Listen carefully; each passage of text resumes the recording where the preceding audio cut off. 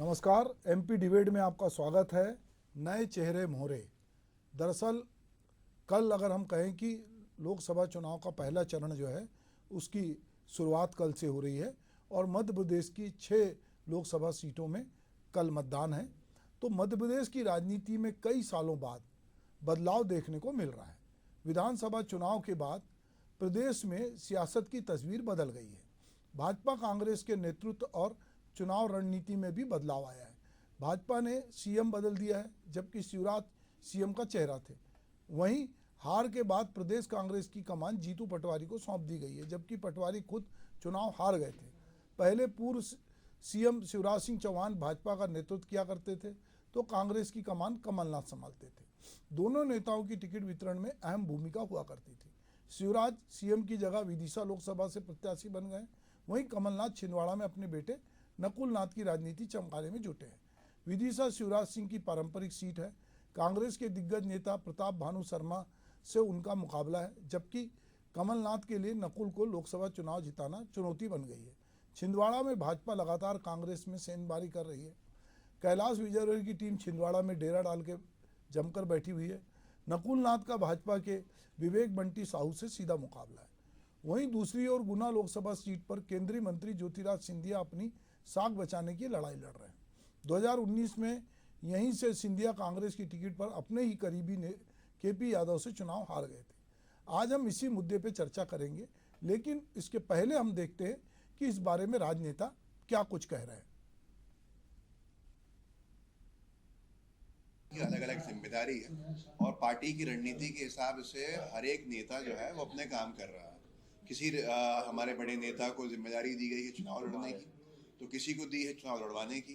तो हर एक व्यक्ति, हर एक नेता, हर एक कार्यकर्ता अपनी जिम्मेदारी का निर्वहन कर रहा है और पार्टी की रणनीति के हिसाब से वो चल रहा है। दिग्विजय सिंह जी के ऊपर जिम्मेदारी है राजगढ़ चुनाव जीतने की, सबसे बड़ी अहम जिम्मेदारी है। कमलनाथ जी की जिम्मेदारी है छिंदवाड़ा जीतने की। अलग अलग मैन टू मैन मार्किंग के साथ कांग्रेस पार्टी आगे बढ़ी इस चुनावी मैदान में। ये नहीं है कि किसकी क्या जिम्मेदारी हुआ करती थी, अब क्या जिम्मेदारी है वो बड़ा विषय है। बीजेपी में तो लोग एक दूसरे की टांग खींचने की जिम्मेदारी निभा रहे हैं और कार्यकर्ता भी उनका असंतुष्ट है। आगे आने वाले समय में दिख जाएगा कि किसकी रणनीति किस पे भारी है। भारतीय जनता पार्टी में तमाम नेता कार्यकर्ता मिशन 400 पार के लिए प्रदेश की सभी 29 सीटें जीतने के लिए लगातार मेहनत कर रहे हैं। प्रदेश के सभी क्षेत्रों में राष्ट्रीय नेताओं के भी दौरे हो रहे हैं, चाहे प्रधानमंत्री जी हो, राष्ट्रीय अध्यक्ष जी हो, गृह मंत्री हो, साथ ही प्रदेश का नेतृत्व चाहे मुख्यमंत्री हो, प्रदेश अध्यक्ष आदरणीय वी.डी. शर्मा जी हो, पूर्व मुख्यमंत्री शिवराज जी हो, ज्योतिरादित्य सिंधिया जी हो, सभी लोग लगातार जनता के बीच में अपनी बात पहुंचा रहे हैं। दूसरी तरफ कांग्रेस पार्टी में बिखराव दिखता है, टकराव दिखता है। कमलनाथ और दिग्विजय सिंह अपने क्षेत्र से बाहर नहीं निकले। कमलनाथ के क्षेत्र में कोई नेता प्रचार करने नहीं जा रहा है। भारतीय जनता पार्टी की सभी 29 सीटों पे जीत गए हैं। कांग्रेस पार्टी केवल औपचारिकता के लिए चुनाव लड़ रही है। जी, तो कांग्रेस पार्टी सिर्फ औपचारिकता के लिए चुनाव लड़ रही है, ऐसा कहना है बीजेपी के नेता का। चलिए हम बात करते हैं। हमारे साथ ब्रिज गोपाल लोहिया जी हैं बीजेपी से, मैं उनका स्वागत करता हूं। विवेक त्रिपाठी जी हैं कांग्रेस से, उनका भी स्वागत है। और मेरे सहयोगी राकेश शर्मा जी हैं, हम उनका भी स्वागत करते हैं। चूँकि मैं, जैसा हम लोग सब जानते हैं कि कल सुबह 6 जगह मध्य प्रदेश में चुनाव हैं, जिसमें सबसे चर्चित सीट छिंदवाड़ा भी शामिल है। और उसके अलावा जो बाकी सीटें हैं वो थोड़ी आदिवासी बाहुल्य सीटें हैं और पहले चरण का चुनाव वहाँ होने जा रहा है। और चूँकि इस बार नेतृत्व दोनों ही जगह नया है, एक तरफ डॉक्टर मोहन यादव हैं तो दूसरी तरफ जीतू पटवारी हैं, और इन 6 सीटों में महाकौशल की सीटें हैं। तो चलिए हम देखते हैं कि किस तरह से किसकी तैयारी है और जो नया नेतृत्व आया है, नए चेहरे आए हैं, वो कितने दमखम के साथ अपनी अपनी पार्टी का नेतृत्व कर रहे हैं और पार्टी को कहाँ ले जाना चाहते हैं। तो सबसे पहले विवेक त्रिपाठी जी, मैं आपसे बात करूंगा कि कल जो चुनाव है, इसके बाद बाकी 6 के बाद बाकी चुनाव होंगे 29 सीटों के लिए, और भाजपा जैसे शुरू से दावा कर रही है कि हम पिछला इतिहास दोहराएंगे और 28 में हम 29 सीट लेके आएंगे। और वो बार बार ये कह रहे हैं कि दिग्विजय सिंह राजगढ़ में घिर गए हैं और कमलनाथ अपने बेटे के साथ घिर गए हैं, और इस बार जो है हम पूरी 29 की 29 सीट जीत रहे हैं। जी विवेक जी। देखिए, ये भाजपा का ख्याली पुलाव है। इससे पहले भी महापौर के जब चुनाव थे तब 16 सीटों पे महापौर भाजपा के हुआ करते थे। उन्होंने तब भी दावा किया था कि हम अपना प्रदर्शन दोहराएंगे। क्या हुआ? 5 सीटों पे कांग्रेस के महापौर जीते, एक पे अन्य दल के महापौर जीते। तो कहीं ना कहीं भाजपा को नुकसान हुआ। भाजपा का पूरा फोकस एकमात्र लोकसभा सीट छिंदवाड़ा पे है। ये पूरी रस्साकशी छिंदवाड़ा को छीनने के लिए वहां की जनता को बरगलाने का, गुमराह करने का प्रयास कर रहे हैं। 15 दिन से देखिए मुख्यमंत्री महोदय वहीं डटे हुए हैं। लंबे समय से कैलाश विजयवर्गीय जी वहां डटे हुए थे। जब उनकी भी जनता ने नहीं सुनी तो पुलिस वहां पे डट गई। हमारे विधायक महोदय के घर 4-5 घंटे पुलिस जाके बैठती है। हमारे सांसद प्रत्याशी के घर पुलिस जाती है, उनको डराती है, धमकाती है, कार्यकर्ताओं को डराती है, धमकाती है। उससे भी काम नहीं बना तो अमित शाह जी भी आ गए। अरे मैं तो कहता हूँ नरेंद्र मोदी जी भी आ जाए, वो भी छिंदवाड़ा की जनता का साथ माननीय नकुलनाथ जी के साथ में है। वहां पे कमलनाथ जी का विकास मॉडल काम करता है। कमलनाथ जी ने जो 40 साल से ज्यादा वहां की जनता की, क्षेत्र की जनता के साथ सेवा की है, पूरी निष्ठा के साथ में सेवा की है। जब जब छिंदवाड़ा की जनता ने उनको आशीर्वाद दिया हो चाहे नहीं दिया हो, उन्होंने एक सेवक के रूप में छिंदवाड़ा में जो काम किया, उस काम का अथक प्रयासों के बाद में वहां पे 8 जो विधानसभा सीटें उन सभी में कांग्रेस के प्रत्याशियों को जीत मिली थी। भारी बहुमत से हम वहां जीते थे। छिंदवाड़ा में नकुलनाथ जी सतत संपर्क कार्यकर्ताओं के बीच में स्थापित किए हुए हैं। वहां के क्षेत्र के हर विकास कार्य की जिम्मेदारी नकुलनाथ जी की खुद की होती है। और सभी जो क्षेत्र की जनता है उसके सुख दुख के साथी हैं, वो तो निश्चित ही वहां पे जीत कांग्रेस की होगी। ऐसी स्थिति मध्य प्रदेश की 28 लोकसभाओं में और भी 10 से ज्यादा ऐसी सीटें हैं जहाँ पे कांग्रेस के प्रत्याशी मजबूत स्थिति में। उसका सबसे बड़ा कारण तो ये है कि जो भाजपा के सांसद चुनाव जीते और जीतने के बाद पिछले चुनाव में नजर आए और सीधे चुनाव में नजर आए, इनके 2 से ज्यादा तो ऐसे प्रत्याशी हैं जिनको विधानसभा चुनाव में हार का सामना करना पड़ा। तो ये कहीं ना कहीं जनता ने नकारा। आप सांसद बन जाते हैं, वादे करते हैं, चुनाव से पहले आप बहुत सक्रिय रहते हैं, चुनाव जीत के अपने इसी ऑफिसों में जाके बैठ जाते हैं। क्षेत्र की जनता अपनी समस्या के लिए दर दर की ठोकरें खाती है। तो कहीं ना कहीं आज देश भर में परिवर्तन की लहर है। जनता जाग चुकी है, जनता समझ चुकी है। 10 साल का जो इनका कार्यकाल रहा केंद्र सरकार के रूप में, जब इन्होंने चुनाव से पहले जो वादे किए थे उनमें से आधे से ज्यादा भी ये पूरे नहीं कर पाए। तो कहीं ना कहीं जनता जागरूक है। मूल मुद्दों पे चुनाव लड़ा जा रहा है। जैसा कि नरेंद्र मोदी जी पहले कहते थे 2 करोड़ रोजगार देंगे, 15 लाख रुपए प्रति व्यक्ति के खाते में आएंगे, मैं भ्रष्टाचार मिटा दूंगा। भ्रष्टाचार को कैसे मिटाया? भ्रष्टाचारियों को भाजपा में शामिल करा के। तो कहीं ना कहीं जनता आज देख रही है, समझ रही है। और 10 साल का इनका रिपोर्ट कार्ड फेलियर दर्शाता है। तो कहीं ना कहीं जनता आज मूल मुद्दों पे चुनाव लड़ना चाहती है। बेरोजगारी चरम पे है, महंगाई चरम पे है, जो कि भाजपा के नेताओं को नहीं दिखती है। 400 रुपए का गैस का सिलेंडर था तो महंगा था, आज 1000 रुपए का गैस का सिलेंडर है तो भाजपा कहती है देशभक्त है। तो कहीं ना कहीं अपना रिपोर्ट कार्ड दिखाने में जिस तरीके से विफल साबित हुए, तो जनता परिवर्तन करके रहेगी। आज किसान जब सड़कों पर उतरता है तो भाजपा के नेता उनको खालिस्तानी कहते हैं। मणिपुर जलता रहता है, कोई भी इनके नेता वहां जाने के लिए तैयार नहीं होते। प्रधानमंत्री जी उस विषय पे कुछ भी बोलने के लिए तैयार नहीं होते। तो जनता जागरूक है। जनता परिवर्तन सिर्फ इसलिए चाहती है कि ऊब चुकी है। झूठी घोषणाएं, झूठे वादे, झूठे मैनिफेस्टो, मोदी जी की गारंटियां पूरी तरीके से विफल साबित हुई है।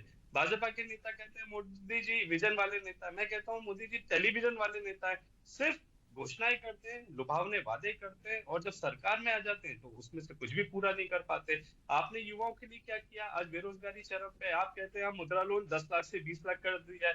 अरे 20 नहीं, आप 50 कर दीजिए। 95% युवा जानता है कि आज आवेदनों को बैंक नकार देता है, लोन ही नहीं मिलता है। बेरोजगारी इतनी चरम पे कि शासकीय विभागों में 3 लाख से ज्यादा पद रिक्त है, उन पे भर्ती प्रक्रिया नहीं निकाली जा रही है। शिवराज जी मुख्यमंत्री थे तो पिछले साल कह के गए थे कि 15 अगस्त से पहले 1 लाख पदों पर भर्ती कर दूंगा, वो भी विफल साबित हुए। खैर उनको तो हटा दिया उनकी विफलता के चलते। तो निश्चित ही आज क्षेत्र की जनता में जो लोकसभा के इनके पिछले चुनाव प्रत्याशी थे, सांसद बने, प्रचंड बहुमत से जीते, पर क्षेत्रीय मुद्दों पे कभी भी देश की संसद में कोई भी सवाल उठाने से वो बचते नजर आए। क्षेत्र के विकास के लिए कभी कोई बात ही नहीं करी। तो निश्चित ही आज जनता परिवर्तन करते रहेगी। और भाजपा के कार्यकर्ता अभी आज संगठन के साथ में नहीं है। भाजपा के कार्यकर्ताओं का मनोबल टूटा हुआ है। जिस तरीके से चुनाव जीतने के बाद कांग्रेस मुक्त भारत का इन्होंने सपना देखा, आज कांग्रेस मुक्त भाजपा हो चुकी है। आज भाजपा का कार्यकर्ता, जो मूल कार्यकर्ता था जिसने दशकों से भाजपा को संगठित तो बनाने में अपना पीढ़ी दर पीढ़ी योगदान दिया, आज वो कहीं ना कहीं हाशिए पे, अन्य दल से नेता है, जो आए हुए नेता है वो हावी है भाजपा संगठन पे। तो उससे मूल कार्यकर्ता भी आज घर में बैठा हुआ है, हताश है, निराश है। आप देखिए ना सिंधिया जी का टिकट जिस तरीके से फाइनल होता है, सिंधिया जी जैसे कद्दावर नेता को एक भाजपा कार्यकर्ता के रूप में केपी यादव जी ने जब हराया, तो उसके परिणाम स्वरूप उनको इनाम में उनका टिकट काट दिया गया। तो क्षेत्र की जनता, यादव समाज आज कहीं ना कहीं आक्रोशित है और बड़े बड़े नेता इनके हार का सामना करेंगे। और कई इनके लोकसभा के प्रत्याशी तो विधानसभा का चुनाव नहीं जीत पाए, लोकसभा में फिर उनको करारी हार का सामना करना पड़ेगा। और मैं समझता हूँ निश्चित ही मध्य प्रदेश में जो उनका स्वप्न है 29 सीटें जीतने का, वो कभी पूरा नहीं होने देगी मध्य प्रदेश की जनता। वो प्रदेश की जनता जागरूक है, समझदार है, मूल मुद्दों पर अपना मताधिकार का उपयोग करेगी। जी विवेक जी, आप कह रहे हैं कि लोकसभा चुनाव में विधानसभा में 2 लोग हारे सांसद, पर ये तो जो सांसद हैं इस बार जो चुनाव में उतरे हैं, तो ये तो मोदी की गारंटी और मोदी जी के चेहरे पे उतरे हैं, और देश में उनको प्रधानमंत्री बनाने को लेकर ही बीजेपी ने कहा है कि भाई अब की बार 400 पार या मोदी जो है फिर से आएंगे। तो बहुत बार सांसदों को लग रहा है कि ठीक है, हम जो भी हमने जैसा भी काम किया हो, पर मोदी हैं, हमारा संगठन है, हमने जो हमारे संगठन ने काम किया, हमारी सरकार ने काम किया है, इसलिए जनता हमको जिताएगी। आप लोकसभा के सांसद के रूप में 5 साल आपने क्या सेवा की है? आपने जितने ग्राम गोद लिए थे, आप उनको क्या उसके लिए व्यवस्था कर पाए? आज कई लोकसभा क्षेत्रों में तो ठीक से स्वास्थ्य की व्यवस्था नहीं है, शिक्षा की व्यवस्था नहीं है, सड़कों की स्थिति खराब है। लोकसभा जीतने के बाद में ये सिर्फ अपने आराम गांव में चले गए थे, क्षेत्र की जनता को वहां पे अनाथ स्थिति में छोड़ के। तभी आज ये मोदी जी के नाम पे चुनाव लड़ रहे हैं। ये खुद के नाम पे क्यों नहीं चुनाव लड़ रहे? 5 चलिए साल में अगर कोई विकास चलिए, का तो कार्य पूछ किया रहे हो थे तो विवेक अब जी, तक ब्रिज गोपाल लोया जी हमारे साथ हैं, भाजपा के प्रवक्ता। हम उन्हीं से पूछते हैं कि भाई भाजपा के जो सांसद हैं वो खुद के काम पर क्यों नहीं लड़ रहे हैं, मोदी जी के नाम पे लड़ रहे हैं, वो अपने कार्यकर्ताओं के बूते लड़ रहे हैं। उनका अपना जो है, चूंकि उसमें से 2 लोग जिनको विधानसभा का टिकट मिला था वो चुनाव हार गए, फिर भी उनको टिकट दिया गया है। तो आप जितनी बातें आपने अभी त्रिपाठी जी ने कही, तो लोया जी मैं चाहता हूँ कि अब आप सिलसिलेवार इनकी बातों का आप भी जवाब दें। जी देखिए, पहले तो मैं ये बताऊं कि कांग्रेस पार्टी इतना छोटा सा और सरल प्रश्न है उसको भी हमसे पूछती है, बड़ा दुर्भाग्य है। देखिए, हर पार्टी का कार्यकर्ता अपने नेता के नाम पर चुनाव लड़ता है और खुद का नाम वो कभी पीछे नहीं करता है, खुद का नाम साथ में जोड़कर चलता है कि उम्मीदवार और उसका नेता।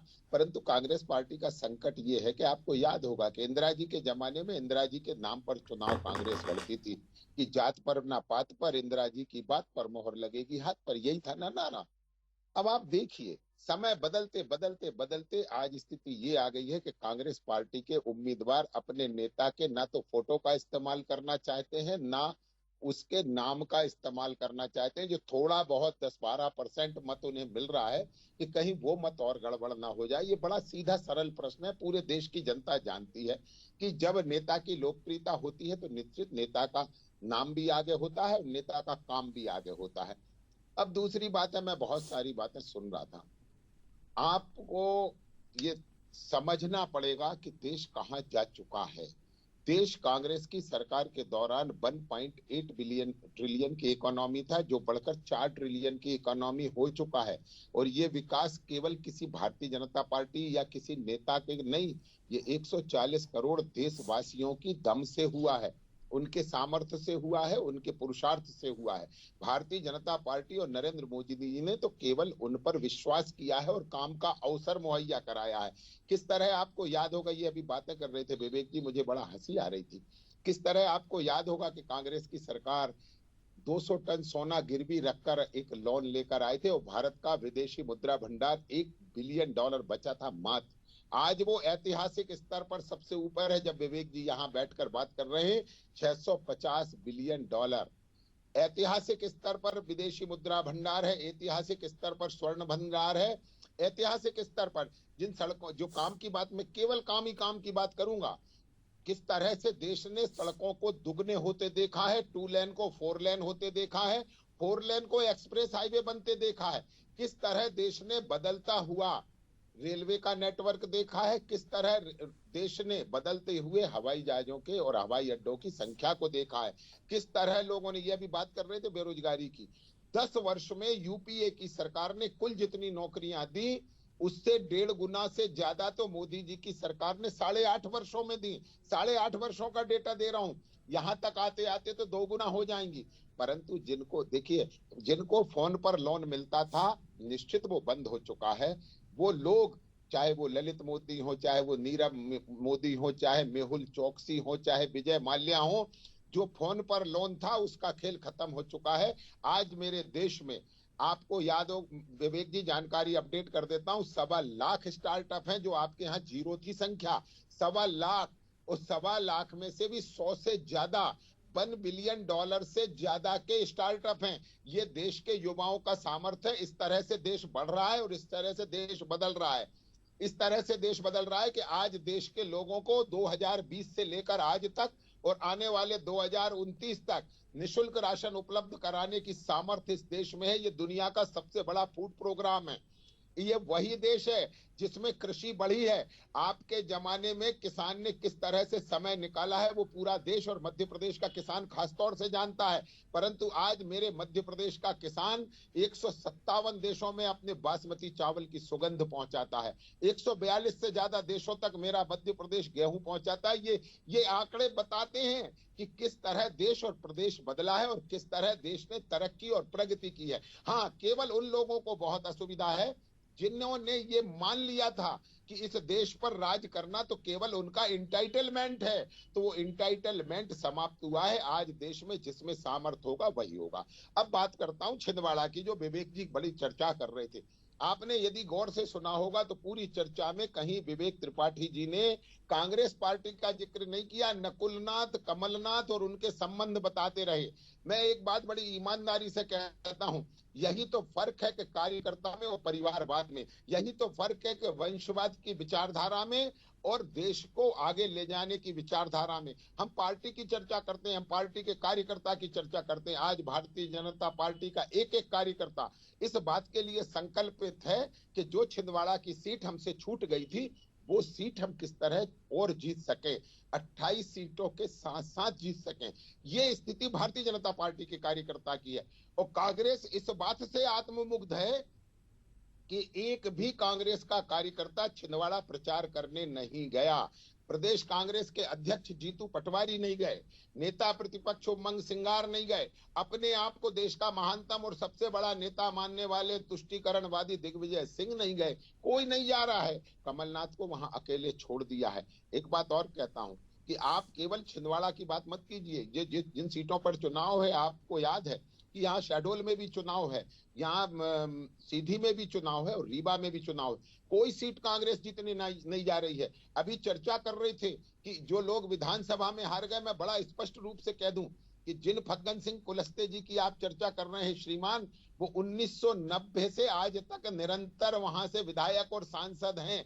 ये बिल्कुल ठीक है कि विधानसभा में इत्तेफाक से वो चुनाव हार गए थे, परंतु न तो उनकी लोकप्रियता घटी है, न कार्यप्रणाली पर उंगली उठी है। कभी उन पर कोई भ्रष्टाचार का आरोप नहीं लगा। और ये वही फग्गन सिंह कुलस्ते हैं जिनका वोट आप नोट के बदले संसद में चाहते थे और उन्होंने वो पैसा संसद के बिल में जाकर रखा था कि इस धन से सरकार हमें खरीदने की कोशिश कर रही है। याद करिए। एक और बात कहता हूं, आप चर्चा कर रहे थे सिंधिया जी की, मैं फिर से कहता हूं, भारतीय जनता पार्टी मध्य प्रदेश में 28 चुनाव जीती थी पिछली बार 19 में, और 27 जीती थी 2014 में, और 2024 में हम इतिहास बनाकर 29 के 29 सीट जीतने जा रहे हैं। और केवल मध्य प्रदेश में नहीं विवेक जी, देश में 12 राज्य ऐसे हैं जहां आपके पास 0 सीटें हैं।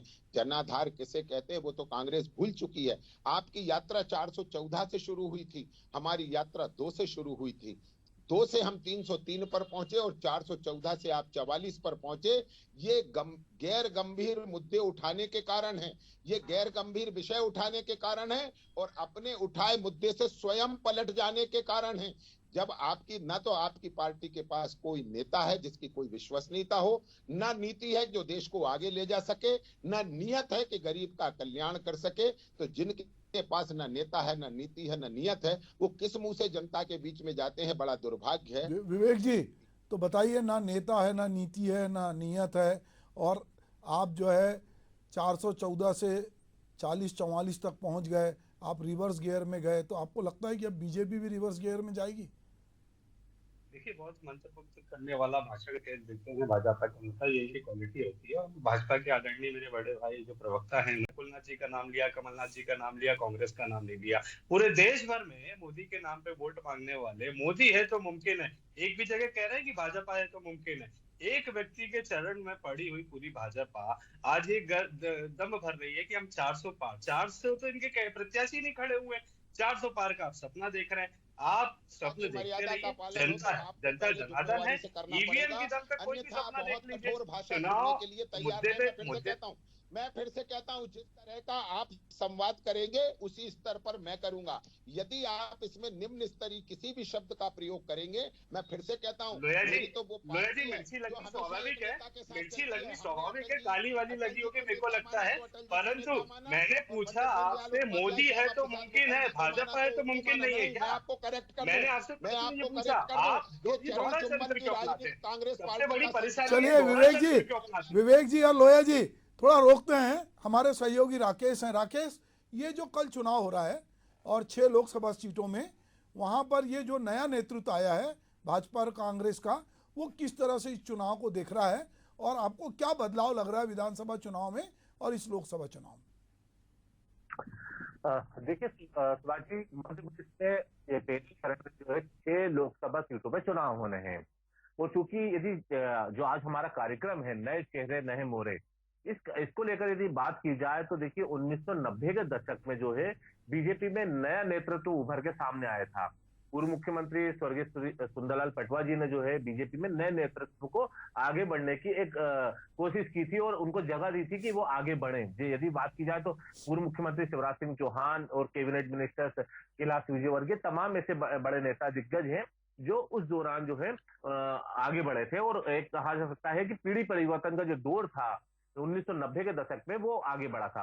अब वही जो पीढ़ी परिवर्तन का जो दौर है वो 2020 के बाद आगे बढ़ा है, 2023 के आगे बढ़ा है। और यदि बात की जाए तो देखिए सबसे पहली बात की, जिस प्रकार से 18 साल करीब पूर्व मुख्यमंत्री शिवराज सिंह चौहान ने जो मध्य प्रदेश की सत्ता संभाली थी और उनके बाद जिस प्रकार से उनको हटा के अभी वर्तमान में जो मुख्यमंत्री है डॉक्टर मोहन यादव, उनको कमान सौंपी गई है और जिस प्रकार का पूरा बदलाव संगठन और सत्ता में दिखाई देता है, तो निश्चित तौर पे माना जा सकता है कि आने वाले दिनों में जिस प्रकार से पीढ़ी परिवर्तन के दौर से जो बीजेपी गुजरी, वैसे ही कांग्रेस गुजरी है। और कांग्रेस में जिस प्रकार से यदि बात की जाए तो वर्तमान में यदि पीसीसी चीफ जीतू पटवारी कमान संभाले हुए हैं, तो वहीं वर्तमान में मुख्यमंत्री डॉक्टर मोहन यादव संगठन में सरकार को संभाले हुए हैं। लेकिन यदि बात की जाए, देखिए कई बार ऐसा होता है कि चेहरा बदलना जरूरी होता है, क्योंकि पीढ़ी परिवर्तन कहते हैं कि बदलना जरूरी है, क्योंकि यही कारण है कि 2018 के विधानसभा चुनाव में भी कैलाश विजयवर्गीय के बेटे आकाश विजयवर्गीय चुनावी मैदान में थे।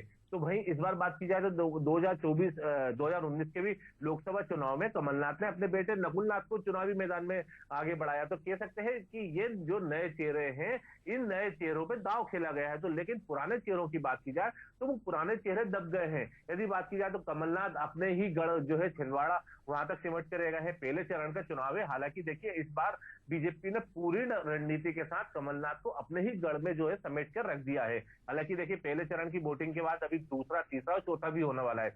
लेकिन मध्य प्रदेश में भी बात की जाए तो क्या दूसरे चरण में, तीसरे चरण में, चौथे चरण में कमलनाथ अन्य सीटों पे चुनाव प्रचार करते हुए नजर आएंगे? वहीं दूसरी ओर बात की जाए तो हालांकि कुछ कुछ जगहों पे पूर्व मुख्यमंत्री शिवराज सिंह चौहान ने अपनी मौजूदगी, उपस्थिति दर्ज कराई है।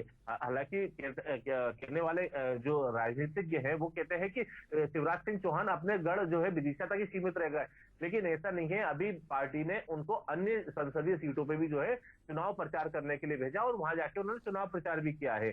आज ही बात की जाए तो आज ही वो भोपाल संसदीय सीट से भाजपा के प्रत्याशी आलोक शर्मा के नामांकन पत्र दाखिल कराने के लिए भोपाल कलेक्टर कार्यालय तक गए थे। तो कह सकते हैं कि अलग अलग जो नेतृत्व है बीजेपी का, वो अपनी भूमिका निभा रहा है, संगठन उनको दायित्व दे रहा है कि किनको कहां जाना है। लेकिन सबसे बड़ा जो दबाव है वो जी बात की जाए तो वो कांग्रेस के ऊपर है।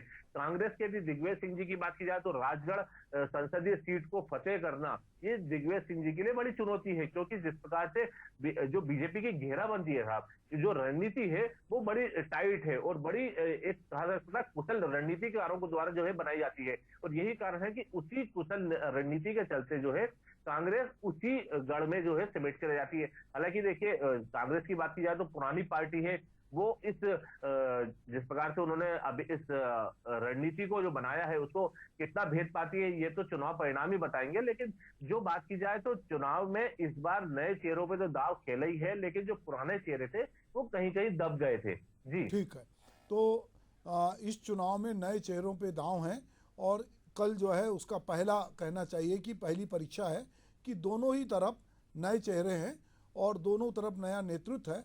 अब देखते हैं, क्योंकि भाजपा में तो वी.डी. शर्मा जैसे भी हैं पर वो खुद चुनाव लड़ रहे हैं, पर हाँ डॉक्टर मोहन यादव ने कमान संभाली है और इधर जीतू पटवारी है। पर हम ये देखते हैं कि कांग्रेस हो चाहे बीजेपी जो है वो मोदी की गारंटी को प्रमुखता से ले रही है, तो कांग्रेस जो है वो अपनी उसने न्याय पत्र जारी किया है और उसमें जो गारंटी दी है उस पर चुनाव लड़ रही है। तो आने वाला समय बताएगा, कल पहला चरण होगा कि भाई इसमें कौन बाजी मारता है और कौन किस पे जनता भरोसा करती है। आप लोग मेरे साथ इस डिबेट में शामिल हुए, आपका बहुत बहुत धन्यवाद। नमस्कार।